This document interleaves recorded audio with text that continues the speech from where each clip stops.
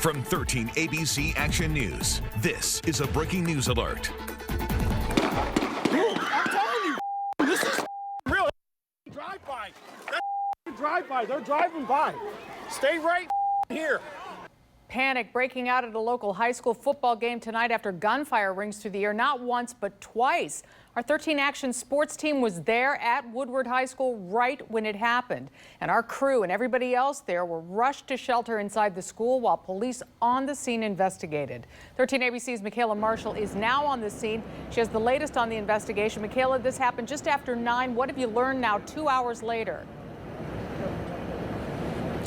Diane, as you mentioned, this was an extremely hectic situation during the Woodward High School homecoming game when gunfire erupted during the fourth quarter. Of course, lots of commotion, confusion, and panic. And here's what we know so far. Now, originally, it was unclear where the gunfire was coming from, but in the most recent tweet from Toledo Police, they're saying that evidence has been found that shots were fired on school grounds, and now 2 people have been detained. ShotSpotter also detected gunfire nearby the stadium tonight on East Central Avenue. No injuries to report from either shooting, and all spectators were evacuated into the high school for a time until the scene was deemed secure. TPS leaders speaking out tonight on the importance of student safety. We were watching to make sure everyone was safe and communicating with the police force to make sure that it was either hold them tight for a while or it was safe to have them leave. We don't have any indication that there's any future threat. TPD is handling the scene outside our campus and everything is secure at this time. We have been given the all clear. Toledo police remain on scene. You can see right now still searching for evidence with flashlights. The investigation is ongoing, and Toledo police are asking anyone with information here to call the Crime Stopper hotline. That number is 419-255-1111 as they try to piece together exactly what happened during the Woodward homecoming game. Now, again, no one was hurt and 2 people have been detained. Reporting live, Michaela Marshall, 13 ABC Action News. Well, some of that incredible video you saw, all of that incredible video was from 13 ABC's Joe Nugent, and you were there. You were covering this game. It was the fourth quarter, 6-6, right, on homecoming night. You're thinking this is just an exciting game. I know. Took a turn. I could not wait for the end of the game, Diane. Everything was going so well, and it was an exciting game, and then everything just changed instantly, and it became a very serious situation. And then the thing was, there were, because there were 2 different rounds of gunshots. After the first one, everybody ran into the opposite direction, and then the second time, a minute later, that's where the second round of gunfire came from. So, I mean, it was just crazy, but I'm thankful that everybody's okay. Yeah, that is the saving grace in all of this. And what we're seeing right now is this is inside the school. Everybody got there pretty quickly, right? And while there had to have been a little bit of panic, it seemed like everybody did the right thing, right? Yeah, and I think the officials and everybody there was a lot of security. Everybody was very helpful and did a tremendous job in that moment of panic because, people like me, we're not used to this stuff, and they were able to lead us and direct us and tell us what to do. We were on the field for probably a couple minutes, and then, word came from the officials that were there to say, hey, let's go to the school, everybody run to the school. That'll be the safest place to be while we try to figure out what's going on. And about how long was it that you were in the school you weren't allowed to leave? It was probably about 15 to 20 minutes, and thankful to be in there. I didn't know when I would get back to be able to put our story together on the game, but obviously that didn't really matter at that point. Did you recognize it as gunfire? Could you tell right away? Yeah, I could. And part of the reason why is because of week 1 when there was a similar incident that I just happened to be there as well. Okay, sad state of events, but thank goodness you're safe. Thank goodness everybody else is safe. Okay, we'll see you later on Football Friday. Joe, thanks so much. And sadly, this isn't the only violent act to happen at or near a high school football game this season, as Joe mentioned. 13 ABC recently covered several other events in just the past 2 months. Here's the breakdown. August, this was what Joe was talking about. The teen was shot after the Central Catholic Springfield game. Now, neither the victim nor the shooter were students at either school. Since then, security's been tighter with bag searches and certain restrictions. Then in September, a rumor spread about a gun sighting at Clay's home game against Waite. That created a panic in the crowd, but police never found a gun. And on October 3rd, multiple fights broke out between Rogers and Scott High School football players. That caused the game to end early, and 5 TPS students were suspended as a result. Of course, we will continue to stay on top of this story. We'll bring you the latest developments on our 13 ABC News app. Make sure you download it and click on the notification to get our push alerts straight to your phone to stay on top of breaking news like this. Well, it's a story we've stayed on all week. 13 ABC was first to tell you about a local daycare worker getting fired after slapping a child. Now, 41-year-old Heather Reese has been charged with misdemeanor assault. This is video from Wednesday at Bright Beginnings Daycare on West Alexis. Reese appears to be trying to feed the child when he refuses to eat. No word on when she's expected in court. Now, 13 ABC crews reached out to her. We went to knock on her door to get her side of things, but we got no answer. Well, we first brought you the story of baby RJ last week, right here on Action News at 11. The 3-month-old was diagnosed with a rare chromosomal disorder at birth. It's a disease that only 1,200 people in the world have. Half of those people do not live to be 2 years old. Another downside, that disorder also led RJ to develop another rare condition which impacts his brain. His parents are trying to get a genetic test done, but it isn't covered by insurance. It could cost them $20,000. Now, tomorrow from 9 to 5, the family will be dressed in superhero costumes at the intersection of Lasky, Tremainsville, and Douglas. They'll be asking stop drivers to help them fill buckets with donations. They've also set up a GoFundMe page. So for details on both, you can head over to 13abc.com. Well, hope and help for the homeless. That is the goal of the 29th annual Tent City in downtown Toledo, which kicked off tonight. 13 ABC's Michaela Marshall, doing double duty tonight, joins us from what is called the Corner of Love and Compassion. Stanley Smith was homeless 12 years ago. I have a very colorful past. When I got out of prison, I said I ain't going back no more. So I did whatever it takes to not go back. After making that promise, he stumbled upon Tent City with his son. The best thing I've ever done in my life. And just like the 800 people here tonight, Stanley needed clothes, food, medical, and employment resources to help him get back on track. I'm a firm believer of giving back for what they have given me. Now he's got a job he loves and comes back here every year to serve. And for those that want a way out, if they're willing to do the work, I show them the way to get out. He's one of many Tent City success stories. Most of the volunteers once were struggling. Just for anyone. If you're down on your luck, I don't care what's going on. You can change. A Veterans Matter Walk kicked off the weekend-long event. It raised money to house veterans who end up living on the streets. Helping vets and the homeless is a cause close to Ken Leslie's heart. And that's the elemental level of humanity, is feeling like you matter, that you're loved, that you have a place. He, too, once had nowhere to call home. Leslie started Tent City nearly 3 decades ago. If you've come down here and you're broken, the love and compassion can be the thing that changes your life around and give you a future of hope. Last year and tonight, Mayor Wade Kapsukavage is sleeping in the tents alongside the guests and volunteers. We're going to be a part of it because it's so important to live in solidarity with our brothers and sisters. A life-changing experience, not just for those in need, but also for those lending a helping hand. Michaela Marshall reporting. Well, this is a day that women all across the country will remember. The first all-female spacewalk today. Of course, women astronauts have been on missions before, but each of the 220 spacewalks before this one had at least one male astronaut on board. NASA astronauts Christina Cook and Jessica Meir spent more than 6 hours outside the International Space Station today, working to repair a broken power controller. President Trump took a moment to speak to the pair today. He is the first sitting president to speak to astronauts outside of their vessel in space since the 1969 moon landing. I just want to congratulate you. What you do is incredible. You're very brave people. You know, for us, this is really just us doing our job. The first all-female spacewalk was supposed to happen back in March, but didn't because NASA didn't have 2 medium-sized spacesuits. They had to change those plans.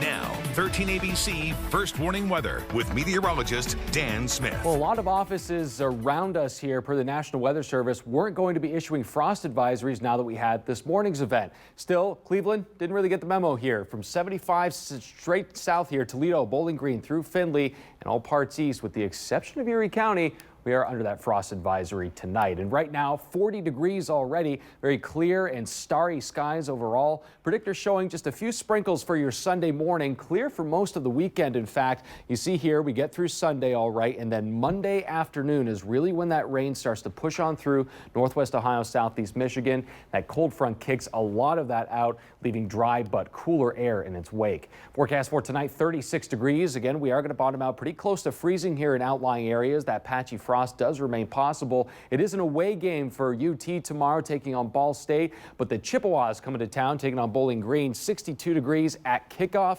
and your first warning extended forecast. Monday, 70% chance of rain here. Tuesday, Wednesday, getting into the mid-50s. It does look to be the coolest morning, at least for tomorrow, because after that, we're looking at 40s and 50s all around. Thursday, Friday, we do have an outside shot at some more showers a little bit later on in the week, but we do have a pretty decent weekend to look forward to. Looks gorgeous. All right, Dan, thanks much. And that does it for us. 13 minutes of nonstop news continues now with Justin Feldkamp and Dave White Chevrolet Football Friday. Justin. All right, guys, we're going to begin our coverage with the City League tonight. Rogers has been a great story. They went 1-9 last year. They got a new coach, and so far this season, they're 5-2, facing Woodward tonight. Here's Joe Nugent. Come on, man. We got a block up front, man. Polar Bears first-year head coach Rasad Wilson, and it's a playoff field here with 2 of the 3 undefeated teams in the City League. The winner remains alive for the championship, while the loser is all but done. Tom Meredith is the umpire in this crew. It's his 10th year, and he works right down the street at St. V's.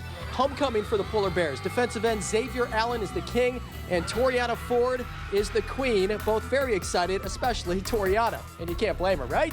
Just before the half, Woodward breaks the scoreless tie with a 2-yard touchdown run by Preston Reasonover. Gutsy call without much time left, but it works, and it's a 6-0 game at the break. Third quarter, same score. Polar Bears ball in their own end. Javante Hayward for Rogers picks it off, and he's thinking 6. Hayward forced out of bounds at the 7-yard line, and finally, the Rams are in business. Woodward has not allowed a point yet inside the league. Until this, early fourth quarter, Darius Russell to 6'7" Deshaun Nelson. Extra point, no good. We are tied at 6. Woodward trying to answer. Reasonover rips off a big run, breaking tackles, but at the end, the ball is knocked loose from behind. Kenny Jones punches it out. Hayward recovers the fumble, and that is where we stand. It is Rogers' ball, tied at 6 with 9 minutes to go. All right, no word yet on when they will resume that game. We will let you know, though. Okay, we got 16 more games to get to on Football Friday, including 111 combined points between Springfield and Bowling Green, plus the Cheerleaders of the Week and the Trifecta. We're coming right back. But first, tonight's winning lottery numbers from your official lottery station, 13 ABC.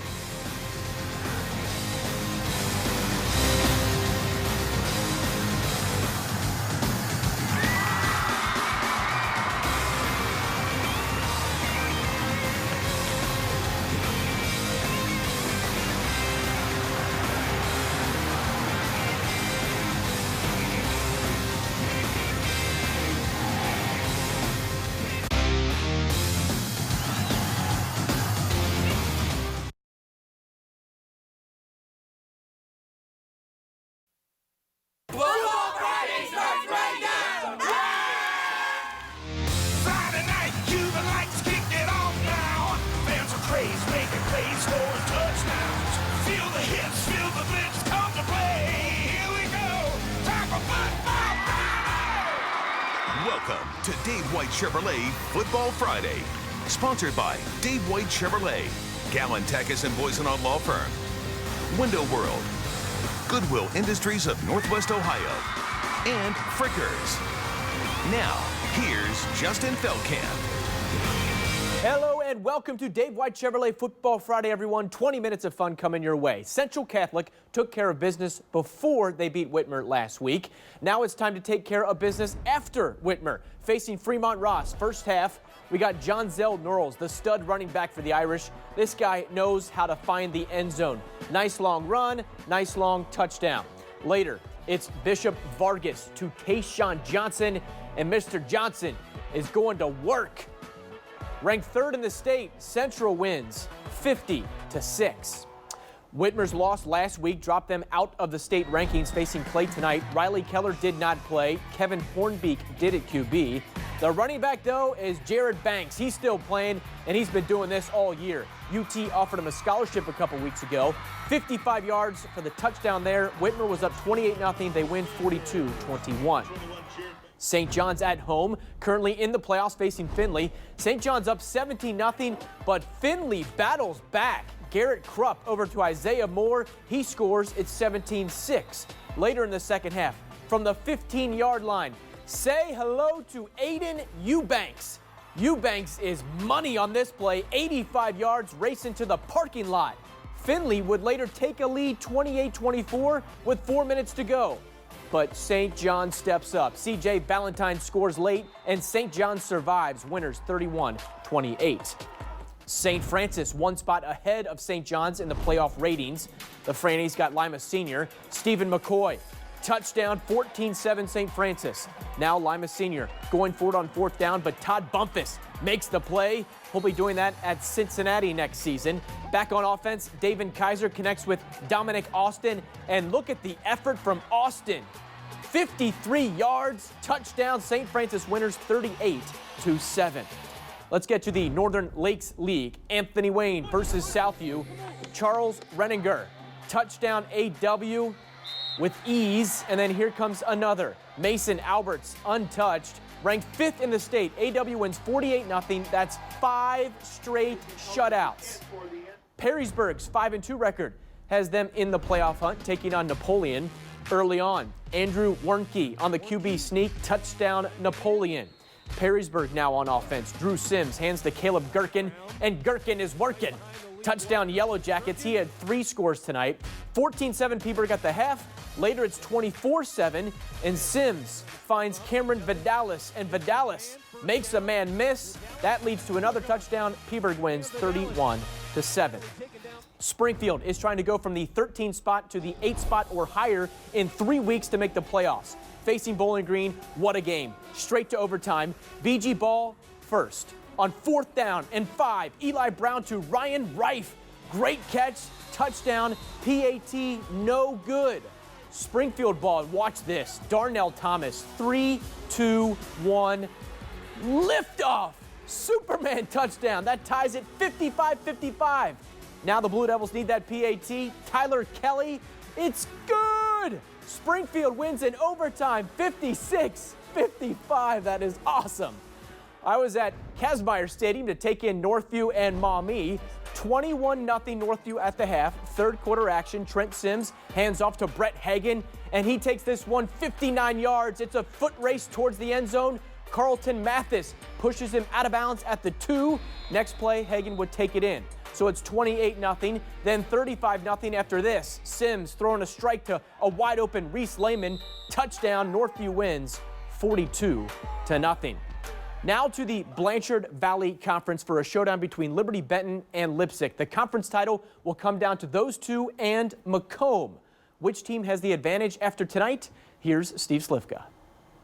It's kind of funny how intertwined these 3 BVC schools are on the football field. Lipsick, for example, was a playoff team last year, and the Vikings season came to an end to eventual state champion Macomb. Let's go! Let's go! Liberty Benton last beat Lipsick in 2015, and in fact, it was right here on this field. It's also a perfect night to run around in shorts. Hey, it's above 20 degrees. About 5 minutes to go in the second quarter. LB on Lipsick's 35 out of the backfield. Marshall Rose. Some help from his friends and a couple forearms for breathing room, including one at the goal line. Eagles up 7-0. Liberty Benton forces Lipsick to turn it over on downs deep in the Eagles' own end. On the first play of the next possession for LB, Rose receives a lead block from Devin Montelbein, a freshman. 6 seconds to cover the final 60 yards, 78 in all. Eagles lead 14-0 going into the intermission. Late in the third, Juan Pena, a 3-year letter winner, puts Lipsick on the board for the first time. A few seconds later, he even boots through his own extra point. Vikings down now a touchdown. Midway through the fourth, LB up 17-7. Lipsick in the red zone. Drew Leffick to Tyler Sickmiller. Sneaks it inside the pylon. Vikes cut it to 3. It's all roses for the Eagles. 3 touchdowns from the senior, Liberty Benton walks away 24-21 winners. To get him free a few times, they got bodies on bodies and did what they needed to do. Our perimeter blocking was really good as well. It wasn't just the guys up front. All week during practice, we preached blocking up front and perimeter. Liberty Benton's victory sets up a potential big one in Week 10 against Macomb. All right, thank you, Steve. Lipsick is ranked 3rd in the state in Division 7. Eastwood, they're 3rd in D5. The Eagles hosted Lake tonight. First drive for Eastwood, Jared McNulty, the quarterback, hands off to Jaden Rayford, and watch this. Boom! He stays on his feet, touchdown at 7-0. Eastwood loves to run the ball, but when they need to pass, they can pass. McNulty gets it to Gage Might.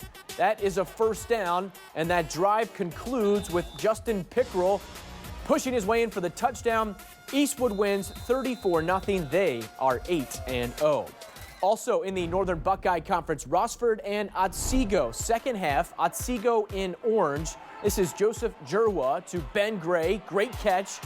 And that play doesn't end there. Mr. Gray seeing some daylight. Well, see you later. Touchdown Knights. Back and forth we go. Rossford QB Kyle Kromenacker to Dylan Prater. Touchdown Bulldogs. Rossford wins a close one, 31-28. Oak Harbor is having a special season, unbeaten, facing Edison tonight. Oak Harbor's QB Jack Alexander goes to his left, fires a strike to Tyler May for the touchdown. Oak Harbor's ranked 5th in the state, looking like it. Winners 33-14. Columbian got their first win against a winning team last week, beating Clyde.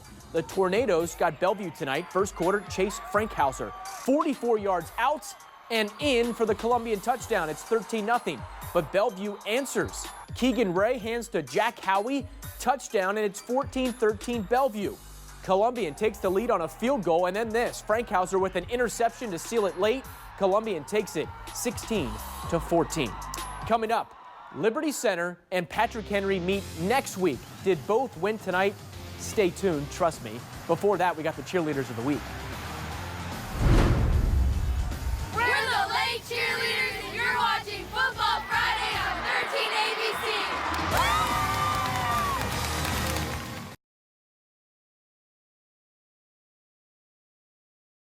13 ABC presents Dave White Chevrolet Football Friday.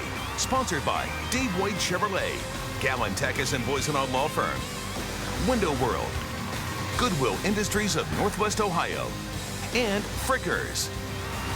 Now, back to Justin Feldkamp. All right, Liberty Center is 7-0, ranked 2nd in the state in Division 6. The Tigers took on Bryan tonight. Liberty Center knows how to run the clock by running the football. Max Phillips takes in the touchdown here for the Tigers. They were up 14-0, but Bryan came back. Their defense made it a game. Watch Nick Harrell gets the tackle here. Later, Isaiah Hale would make another tackle. Ranked 2nd in the state, Liberty Center goes down. Bryan with the victory, 35-30. How about Patrick Henry, ranked 7th in D7, facing Wauseon. Straight to overtime we go. PH ball first. TJ Ramey scores here, but they don't get the 2-point conversion. So now it's Wauseon's ball. QB Cody Figge, a 1-yard touchdown, so it's tied 27-27. They need that PAT, and Samuel Blanco, the kicker. It's good. Another upset. Wauseon takes it 28-27 in overtime. Still to come, we have your trifecta, and we go to the ice for BG Hockey.